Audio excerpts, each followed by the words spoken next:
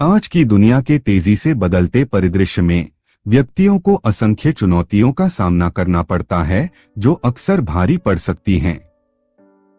काम, व्यक्तिगत जीवन और बड़े पैमाने पर समाज की मांगें हमें संतुलन, उद्देश्य और प्रभावशीलता खोजने के लिए संघर्ष करते हुए थका हुआ महसूस करा सकती हैं। प्रौद्योगिकी की लत और सूचना अधिभार के दबाव से लेकर स्वस्थ संबंधों को बनाए रखने और लगातार विकसित हो रहे पेशेवर परिदृश्य को नेविगेट करने की जटिलताओं तक आधुनिक युग की चुनौतियां विकट हो सकती हैं। हालांकि इन चुनौतियों के बीच एक कालातीत संसाधन मौजूद है जो व्यक्तिगत और व्यावसायिक विकास के लिए गहन अंतर्दृष्टि और व्यावहारिक मार्गदर्शन प्रदान करता है। स्टीफन आर कोवे की अत्यधिक प्रभावी लोगों की 7 आदतें 3 दशक पहले पहली बार प्रकाशित यह पुस्तक 21वीं सदी की चुनौतियों से पार पाने की चाह रखने वाले व्यक्तियों के लिए ज्ञान और सशक्तिकरण का प्रतीक बनी हुई है। इस गाइड में हम यह पता लगाएंगे कि कैसे अत्यधिक प्रभावी लोगों की 7 आदतें पढ़ने से हम आज की दुनिया में आने वाली बाधाओं और जटिलताओं को संबोधित करने और उन पर विजय पाने के लिए ज्ञान और उपकरणों से लैस हो सकते हैं। चाहे हम अपने व्यक्तिगत संबंधों को बेहतर बनाना चाहते हों, अधिक प्रभावी नेता बनना चाहते हों, अपने समय का अधिक कुशलता से प्रबंधन करना चाहते हों, या बस उद्देश्य और पूर्ति की गहरी समझ पाना चाहते हों, यह पुस्तक इन लक्ष्यों को प्राप्त करने के लिए एक व्यापक रूपरेखा प्रदान करती है। यह हमें अपने जीवन पर नियंत्रण रखने, सार्थक परिवर्तन करने और लचीलेपन और प्रभावशीलता के साथ हमारे समय की चुनौतियों का सामना करने का अधिकार देता है। इस यात्रा के अंत तक हम जानेंगे कि कैसे ये 7 शाश्वत आदतें न केवल आपको समकालीन चुनौतियों से उबरने में मदद कर सकती हैं, बल्कि हमें किसी भी युग में सफल होने में सक्षम अत्यधिक प्रभावी व्यक्ति में बदल सकती हैं। पुस्तक के विस्तृत सारांश में जाने से पहले मैं आपको लेखक के बारे में जानकारी देना चाहूँगा। स्टीफन आर कोवे एक अमेरिकी शिक्षक, लेखक, वक्ता और नेतृत्व विशेषज्ञ थे, जिन्हें व्यक्तिगत विकास और नेतृत्व के क्षेत्र में उनके प्रभावशाली योगदान के लिए जाना जाता है। उनका जन्म 24 अक्टूबर 1932 को salt lake city, Utah, America में हुआ था। वह स्टीफन ग्लेन कोवे और आयरीन लुइस रिचर्ड्स कोवे के पुत्र थे। कोवे ने यूटा विश्वविद्यालय से बिजनेस एडमिनिस्ट्रेशन में स्नातक की डिग्री प्राप्त की और हार्वर्ड विश्वविद्यालय से master of business administration (MBA) पूरा किया। उन्होंने ब्रिघम यंग यूनिवर्सिटी के मैरियट स्कूल ऑफ मैनेजमेंट में प्रोफेसर के रूप में कार्य करने सहित विभिन्न शैक्षणिक पदों पर कार्य किया। उनकी शिक्षाओं को व्यक्तिगत और व्यावसायिक दोनों क्षेत्रों में व्यापक रूप से अपनाया जाता रहा है। उनकी पुस्तकों का कई भाषाओं में अनुवाद किया गया है और उनके सिद्धांतों को दुनिया भर के व्यक्तियों, नेताओं और संगठनों द्वारा लागू किया जाता है। यह पुस्तक 7 आदतों के इर्द-गिर्द संरचित है, जिनके बारे में कोवे का तर्क है कि वे स्थायी सफलता और पूर्णता प्राप्त करने के लिए मौलिक हैं। ये आदतें महज तकनीकें या त्वरित सुधार नहीं हैं, बल्कि गहरे बैठे चरित्र लक्षण हैं, जो विकसित होने पर स्थायी व्यक्तिगत विकास और प्रभावशीलता की ओर ले जाते हैं। पहली आदत, सक्रिय रहें। कोवे का तर्क है कि अत्यधिक प्रभावी लोग अपने जीवन की जिम्मेदारी स्वयं लेते हैं।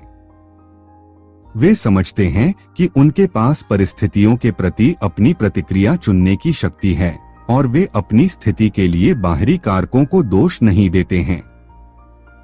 इसके बजाय वे उस पर ध्यान केंद्रित करते हैं जिसे वे नियंत्रित कर सकते हैं और सकारात्मक बदलाव की दिशा में काम करते हैं।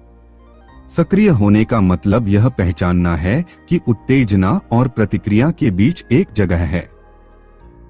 उस स्थान में हमारी प्रतिक्रियाएं चुनने की हमारी स्वतंत्रता निहित है। प्रभावी लोग इस अवधारणा को समझते हैं और आवेग में प्रतिक्रिया करने या परिस्थितियों से नियंत्रित होने के बजाय सचेत विकल्प चुनते हैं।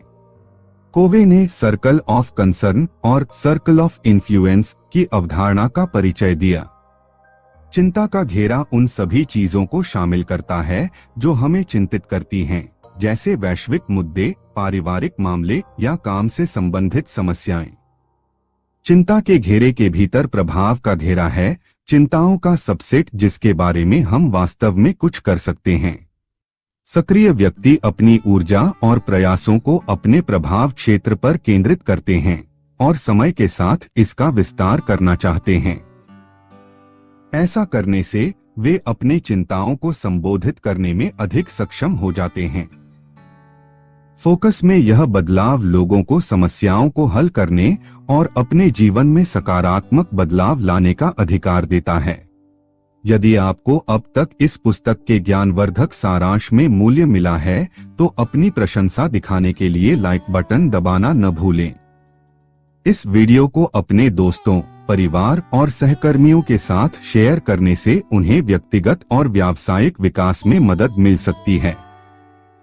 और यदि आप उतने ही उत्साहित हैं जितना हम अधिक विचारोत्तेजक सामग्री में गोता लगाने को लेकर हैं, तो सब्सक्राइब बटन दबाना सुनिश्चित करें और शिक्षार्थियों और उपलब्धि हासिल करने वालों के हमारे समुदाय में शामिल हों। आइए पुस्तक के सारांश को जारी रखें। दूसरी आदत, अंत को ध्यान में रखकर शुरुआत करें। कोवे व्यक्तियों को अपने कार्यों को उनके गहनतम मूल्यों और आकांक्षाओं के साथ संरेखित करने के लिए प्रोत्साहित करती है। कोवे पाठकों को एक व्यक्तिगत मिशन वक्तव्य तैयार करने के लिए उत्साहित करता है जो उनके जीवन के लिए एक मार्गदर्शक दस्तावेज के रूप में कार्य करता है। यह कथन किसी के मूल मूल्यों, सिद्धांतों और दीर्घकालिक लक्ष्यों का प्रतिबिंब है। यह जहाज का मार्गदर्शन करने वाले कंपास की तरह ही दिशा का बोध कराता है।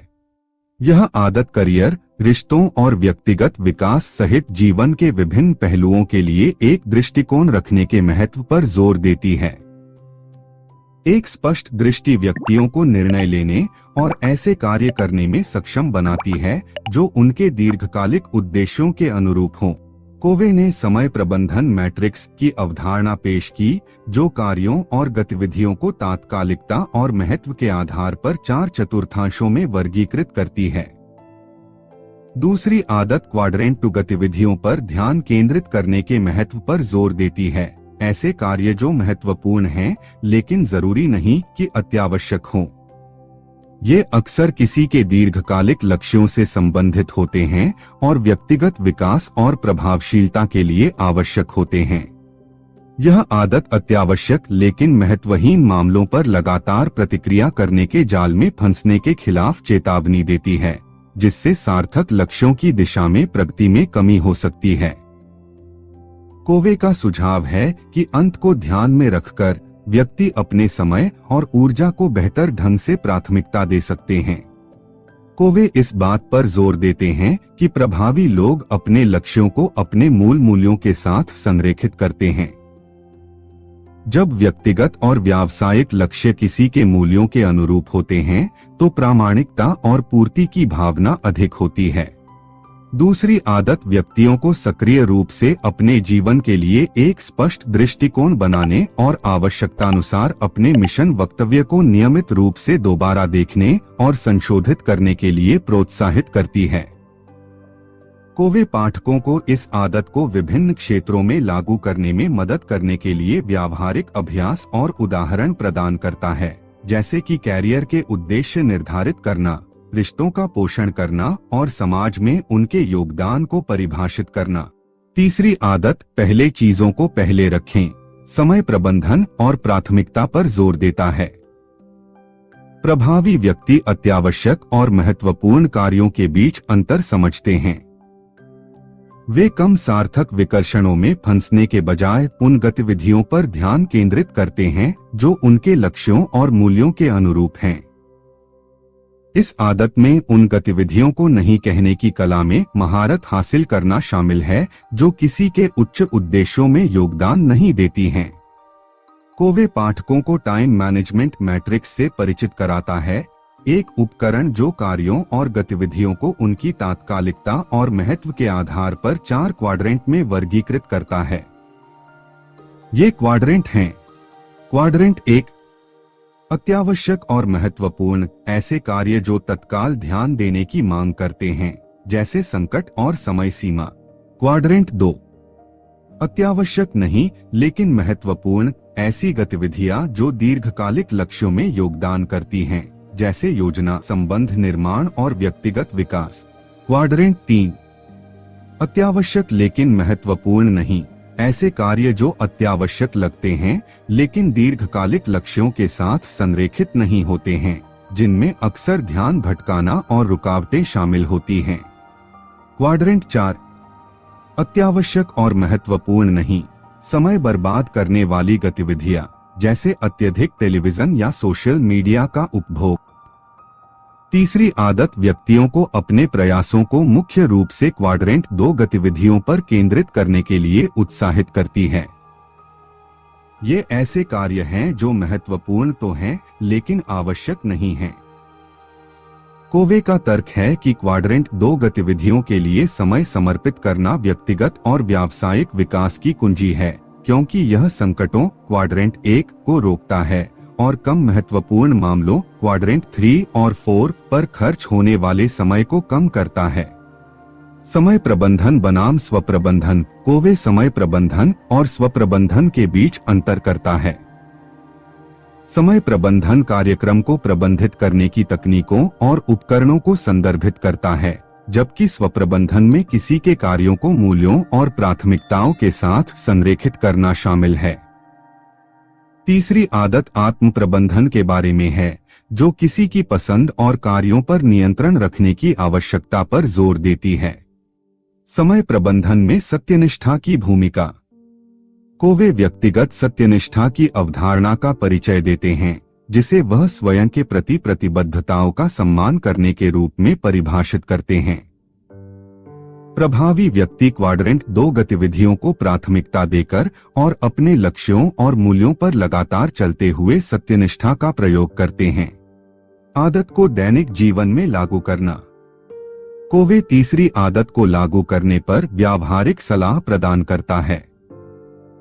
इसमें स्पष्ट लक्ष्य निर्धारित करना, क्वाड्रेंट 2 गतिविधियों को प्राथमिकता देने वाले साप्ताहिक कार्यक्रम बनाना और अपने समय की कम महत्वपूर्ण मांगों को न कहना सीखना शामिल है। व्यक्तिगत और व्यावसायिक जीवन में संतुलन। आदत व्यक्तिगत और व्यावसायिक जीवन के बीच संतुलन के महत्व को पहचानती है। कोवे इस बात पर जोर देते हैं कि स्वयं की देखभाल करना, रिश्तों का पोषण करना और व्यक्तिगत विकास को आगे बढ़ाना प्रभावी समय प्रबंधन के सभी महत्वपूर्ण घटक हैं। Think win win. चौथी आदत पारस्परिक संबंधों में एक आदर्श बदलाव का परिचय देता है। कोवे एक ऐसी मानसिकता की वकालत करते हैं जो सभी अंतःक्रियाओं में पारस्परिक रूप से लाभप्रद समाधान तलाशती है। प्रतिस्पर्धी शून्य योग मानसिकता के साथ स्थितियों से निपटने के बजाय प्रभावी व्यक्ति इसमें शामिल सभी पक्षों के लिए मूल्य बनाने के तरीकों की तलाश करते हैं। कोवे ने विन विन प्रतिमान की अवधारणा का परिचय दिया, जो पारस्परिक संबंधों और समस्या समाधान के लिए एक संतुलित, पारस्परिक रूप से लाभप्रद दृष्टिकोण का प्रतीक है। जीत हार, जहां एक पार्टी दूसरे की कीमत पर जीतती है, या हार जीत, जहां एक पार्टी दूसरों की खातिर अपनी जरूरतों का त्याग करती है, के विपरीत विन विन ऐसे समाधान तलाशती है जो इसमें शामिल सभी लोगों के लिए मूल्य पैदा करें। प्रचुरता मानसिकता। विन विन मानसिकता उस पर आधारित है जिसे कोवे बहुतायत मानसिकता कहते हैं। यह मानसिकता मानती है कि हर किसी के सफल होने के लिए बहुत कुछ है और एक व्यक्ति की सफलता के लिए दूसरे की विफलता जरूरी नहीं है। यह कमी की मानसिकता के विपरीत है, जो सीमित संसाधनों को मानती है और प्रतिस्पर्धी शून्य योग सोच को बढ़ावा देती है। साहस और विचार को संतुलित करना। कोवे बताते हैं कि विन विन परिणाम प्राप्त करने के लिए साहस, किसी की जरूरतों और हितों पर जोर देना, और विचार, दूसरों की जरूरतों और हितों के प्रति सहानुभूति के बीच एक नाजुक संतुलन की आवश्यकता होती है। प्रभावी व्यक्ति खुले, ईमानदार संचार में सक्षम होते हैं और रचनात्मक समाधान ढूंढते हैं जो इसमें शामिल सभी पक्षों को संतुष्ट करते हैं। विन विन समझौते। चौथी आदत पारस्परिक संबंधों में स्पष्ट समझौते बनाने की प्रथा को बढ़ावा देती है। ये समझौते साझा मूल्यों और लक्ष्यों पर आधारित हैं और यह सुनिश्चित करने के लिए डिजाइन किए गए हैं कि सभी के हितों पर विचार किया जाए और उनका सम्मान किया जाए। कोवे व्यक्तियों को इन समझौतों को बनाए रखने के लिए उत्साहित करता है क्योंकि विश्वास विन विन प्रतिमान के लिए मौलिक है। संघर्ष समाधान। कोवे विन विन मानसिकता के माध्यम से संघर्षों को हल करने के महत्व पर चर्चा करते हैं। जीत हार की रणनीति का सहारा लेने के बजाय प्रभावी लोग सहानुभूतिपूर्वक सुनने, मुखर संचार और समस्या समाधान दृष्टिकोण में संलग्न होते हैं, जिसका उद्देश्य पारस्परिक रूप से लाभकारी समाधान होता है। नेतृत्व और पालन पोषण में विन विन का प्रतिमान। कोवे चौथी आदत के अनुप्रयोग को नेतृत्व और पालन पोषण तक विस्तारित करता है। प्रभावी नेता विश्वास और सहयोग की संस्कृति को बढ़ावा देते हुए अपनी टीमों के साथ विन विन परिदृश्य बनाना चाहते हैं। इसी तरह माता-पिता अपने बच्चों के साथ संबंधों में सहयोग और आपसी सम्मान पर जोर देते हुए विन विन सिद्धांतों को लागू कर सकते हैं। Win win continuum. कोवे ने विन विन कॉन्टिनम पेश किया है, जो जीत हार से लेकर विन विन तक किसी भी बातचीत में संभावित परिणामों के स्पेक्ट्रम को दर्शाता है। बाधाओं पर काबू पाना। विन विन समाधान प्राप्त करना हमेशा सीधा नहीं हो सकता है। कोवे विभिन्न बाधाओं पर चर्चा करते हैं जो विन विन सोच में बाधा डाल सकते हैं, जैसे अहंकार, असुरक्षा या असफल बातचीत का इतिहास। वह इन बाधाओं पर काबू पाने के लिए विन विन मानसिकता को विकसित करने के रणनीतियां प्रदान करता है। पांचवी आदत, पहले समझो फिर समझाने की कोशिश करो, सहानुभूतिपूर्ण संचार के महत्व को संबोधित करता है। कोवे का तर्क है कि सच्ची समझ केवल प्रतिक्रिया तैयार करने के बजाय समझने के इरादे से आती है। यह आदत सहानुभूतिपूर्ण सुनने को उत्साहित करती है और दूसरों के साथ गहरे संबंधों को बढ़ावा देती है। दूसरों की चिंताओं और दृष्टिकोण को पूरी तरह से समझे बिना लोगों की अपनी राय व्यक्त करने में जल्दबाजी करने की प्रवृत्ति को कोवे पारस्परिक संचार में एक आम समस्या के रूप में संबोधित करते हैं। इससे गलतफहमी, संघर्ष और तनावपूर्ण रिश्ते पैदा हो सकते हैं। सहानुभूतिपूर्वक सुनना। पांचवी आदत सहानुभूतिपूर्वक सुनने की वकालत करती है, जिसका अर्थ है दूसरे व्यक्ति के दृष्टिकोण को समझने के लिए ईमानदारी से प्रयास करना। कोवे ने समाधान या सलाह देने से पहले वक्ता की जरूरतों, चिंताओं और भावनाओं का निदान करने की आवश्यकता पर जोर देते हुए निर्धारित करने से पहले निदान करें की अवधारणा का परिचय दिया। सुनने के स्तर। कोवे सुनने के 5 स्तरों का वर्णन करता है। उपेक्षा करना, वक्ता की ओर ध्यान न देना। दिखावा करना, वास्तव में उलझाए बिना सुनने का आभास देना। चयनात्मक श्रवण, केवल वही सुनना जो पूर्वकल्पित धारणाओं के अनुरूप हो। ध्यानपूर्वक सुनना, ध्यान देना लेकिन फिर भी प्रतिक्रिया तैयार करना। सहानुभूतिपूर्वक सुनना, वास्तव में वक्ता के दृष्टिकोण, भावनाओं और जरूरतों को समझने की कोशिश करना। Understanding the other paradigms. Covey सहानुभूतिपूर्ण श्रवण की विपरीत दृष्टिकोण ऑटोबायोग्राफिकल लिसनिंग से तुलना करता है। ऐसा तब होता है जब हम मुख्य रूप से प्रतिक्रिया देने के इरादे से सुनते हैं, अपने अनुभवों, पूर्वाग्रहों और चिंताओं के माध्यम से सब कुछ फिल्टर करते हैं। इसके परिणामस्वरूप अक्सर गलतफहमियां होती हैं और सार्थक बातचीत के अवसर छूट जाते हैं। सहानुभूतिपूर्वक सुनने की शक्ति। कोवे चर्चा करते हैं कि कैसे सहानुभूतिपूर्वक सुनना रिश्तों को बदल सकता है और संघर्षों को हल कर सकता है। यह विश्वास पैदा करता है और अत्यधिक विवादास्पद स्थितियों में भी व्यक्तियों को सामान्य आधार खोजने की अनुमति देता है। वह समझने की कोशिश करने से पहले समझने की कोशिश से उत्पन्न होने वाले पॉजिटिव परिणामों को दर्शाने के लिए कई वास्तविक जीवन के उदाहरण प्रस्तुत करता है। पांचवी आदत सहानुभूतिपूर्ण श्रवण कौशल विकसित करने के लिए व्यावहारिक मार्गदर्शन प्रदान करती है। कोवे का सुझाव है कि व्यक्तियों को वास्तव में दूसरों की परवाह करनी चाहिए, सम्मान दिखाना चाहिए और समझने की इच्छा प्रदर्शित करनी चाहिए। मिररिंग तथा वक्ता की भावनाओं को प्रतिबिंबित करना और खुले अंत वाले प्रश्न पूछने जैसी तकनीकें सहानुभूतिपूर्वक सुनने के लिए मूल्यवान उपकरण हैं। समझने की कोशिश। कोवे सहानुभूतिपूर्वक सुनने का अभ्यास करने के बाद अपने स्वयं के दृष्टिकोण को साझा करने के महत्व को भी स्वीकार करते हैं। हालांकि वह इस बात पर जोर देते हैं कि यह दूसरे व्यक्ति को पूरी तरह से समझने के लिए समय निकालने के बाद आना चाहिए। जब व्यक्ति यह महसूस करते हैं कि उनकी बात सुनी जाती है और उन्हें महत्व दिया जाता है, तो वे आपके दृष्टिकोण को सुनने के लिए तैयार रहते हैं। साहस और विचारशीलता का संतुलन। तीसरी आदत की तरह पहले चीजों को पहले रखें। पांचवी आदत में साहस और विचारशीलता के बीच संतुलन शामिल है। अपने विचारों और भावनाओं को व्यक्त करने के लिए साहस की आवश्यकता होती है, जबकि विचार में दूसरों के विचारों और भावनाओं को वास्तव में समझना और उनका सम्मान करना शामिल है। नेतृत्व और पालन पोषण में सहानुभूतिपूर्वक सुनना। कोवे पांचवी आदत के अनुप्रयोग को नेतृत्व और पालन पोषण तक विस्तारित करता है। प्रभावी नेता वे होते हैं जो अपनी टीम के सदस्यों की बात सहानुभूतिपूर्वक सुनते हैं, विश्वास और सहयोग को बढ़ावा देते हैं। इसी तरह माता-पिता अपने बच्चों के साथ संबंधों में सहानुभूतिपूर्वक सुनने से लाभ उठा सकते हैं, जिससे रिश्ते मजबूत होंगे और संचार बेहतर होगा। समन्वय करें।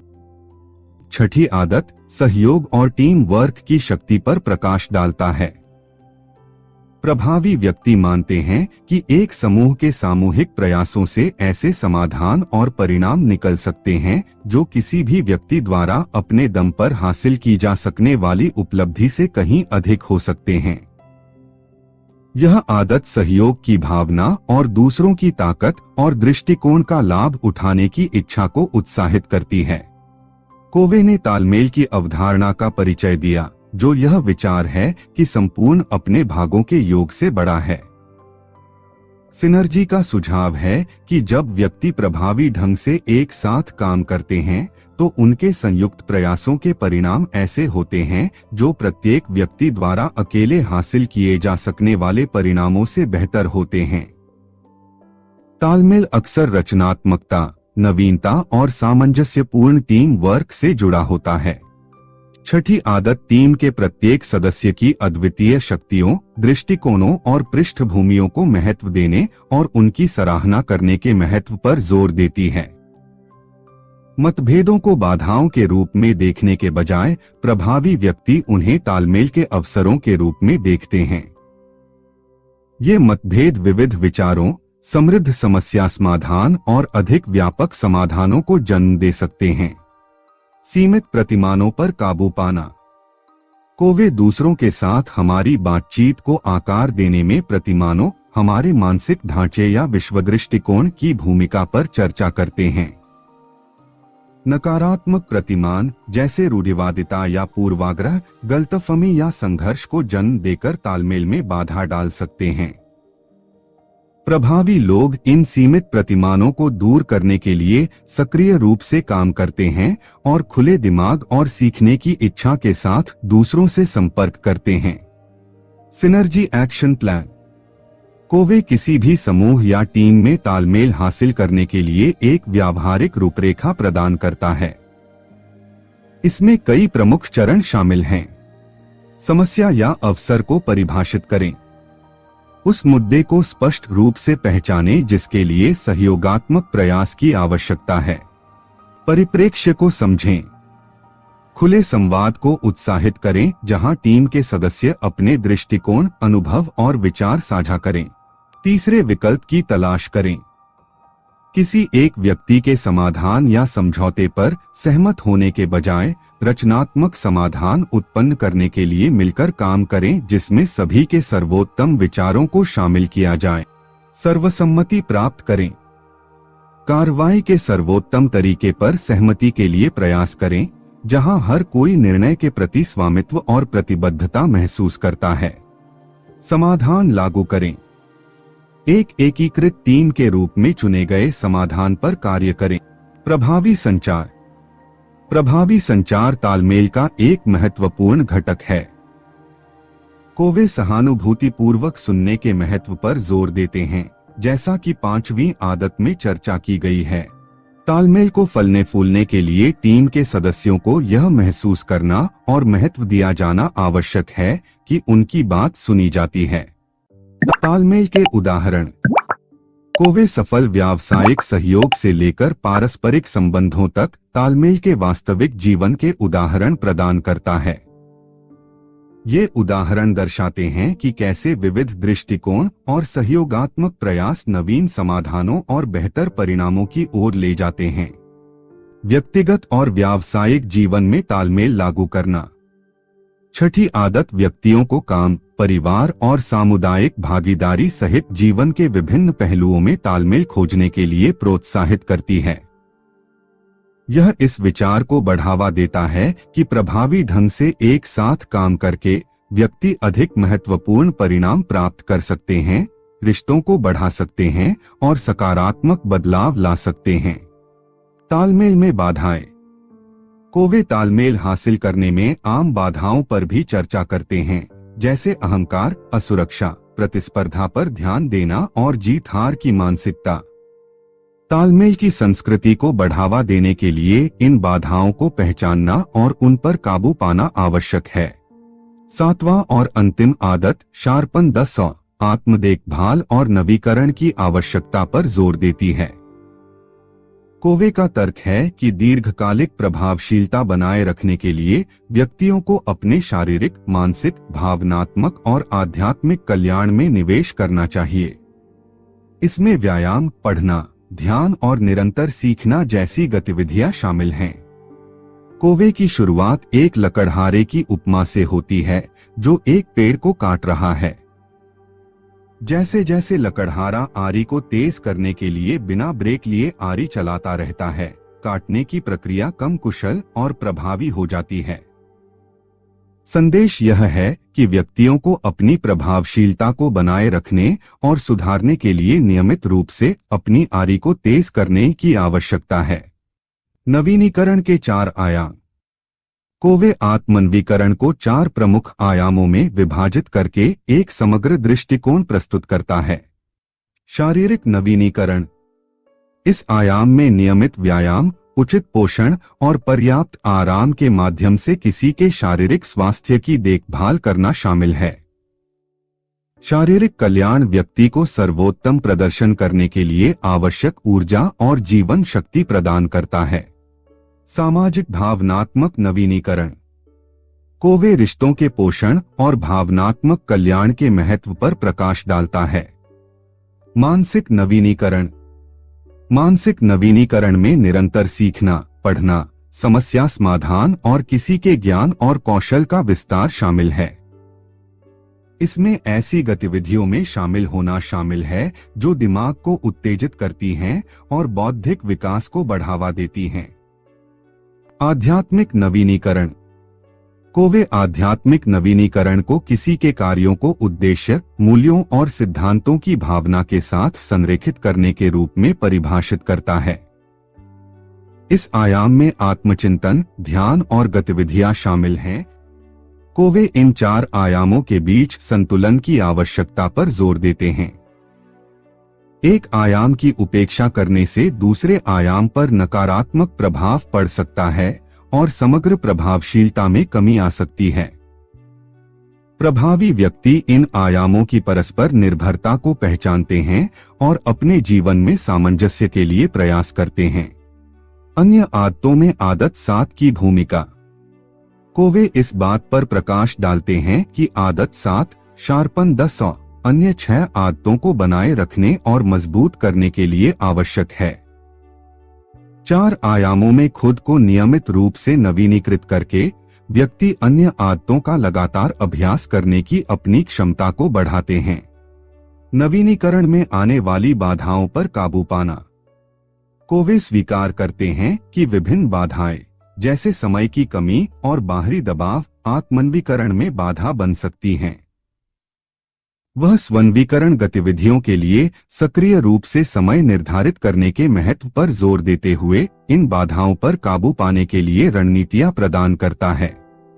7वीं आदत को लागू करना। कोवे व्यक्तियों को एक व्यक्तिगत नवीकरण योजना बनाने के लिए प्रोत्साहित करता है, जो स्वन्वीकरण के लिए एक सक्रिय दृष्टिकोण है। इस योजना में संतुलित विकास और जीवन शक्ति सुनिश्चित करने के लिए चारों आयामों में से प्रत्येक में विशिष्ट लक्ष्य और कार्य निर्धारित करना शामिल है। प्रभावशीलता पर नवीनीकरण का प्रभाव। कोवे का दावा है कि जो व्यक्ति नियमित रूप से आरी की धार तेज करते हैं, वे अधिक लचीले, रचनात्मक और जीवन की चुनौतियों से निपटने के लिए बेहतर ढंग से सुसज्जित होते हैं। वे अधिक अनुकूलनीय हैं और उनके पास अपने व्यक्तिगत और व्यावसायिक प्रयासों में उत्कृष्टता प्राप्त करने के लिए आवश्यक मानसिक और भावनात्मक संसाधन हैं। नेतृत्व और पालन पोषण में धार को तेज करना। कोवे 7वीं आदत के अनुप्रयोग को नेतृत्व और पालन पोषण तक विस्तारित करता है। प्रभावी नेता और माता-पिता उन लोगों के लिए आत्मन्वीकरण के महत्व को मॉडल करते हैं जिनका वे नेतृत्व करते हैं और प्रभावित करते हैं, जिससे कल्याण और विकास की संस्कृति बनती है। पूरी किताब में कोवे ने इन आदतों को व्यक्तिगत और व्यावसायिक विकास के लिए एक समग्र ढांचे में पिरोया है। वह पाठकों को इन सिद्धांतों को अपने जीवन में लागू करने में मदद करने के लिए व्यावहारिक उदाहरण, उपाख्यान और अभ्यास प्रदान करता है। पुस्तक की कालातीत बुद्धिमत्ता और कार्रवाई योग्य सलाह ने इसे व्यक्तिगत विकास साहित्य की आधारशिला बना दिया है, जिसका प्रभाव दुनिया भर के व्यक्तियों, व्यवसायों और संगठनों तक फैल गया है। अत्यधिक प्रभावशाली लोगों की 7 आदतें उन लोगों के लिए एक शक्तिशाली मार्गदर्शिका बनी हुई है जो अधिक पूर्ण, उद्देश्य संचालित जीवन जीना चाहते हैं। और एक बार फिर, यदि आपको इस पुस्तक के ज्ञानवर्धक सारांश में मूल्य मिलता है, तो अपनी प्रशंसा दिखाने के लिए लाइक बटन दबाना न भूलें। इस वीडियो को अपने दोस्तों, परिवार और सहकर्मियों के साथ शेयर करने से उन्हें व्यक्तिगत और व्यावसायिक विकास में मदद मिल सकती है। और यदि आप उतने ही उत्साहित हैं जितना हम अधिक विचारोत्तेजक सामग्री में गोता लगाने को लेकर हैं, तो सब्सक्राइब बटन दबाना सुनिश्चित करें और शिक्षार्थियों और उपलब्धि हासिल करने वालों के हमारे समुदाय में शामिल हों।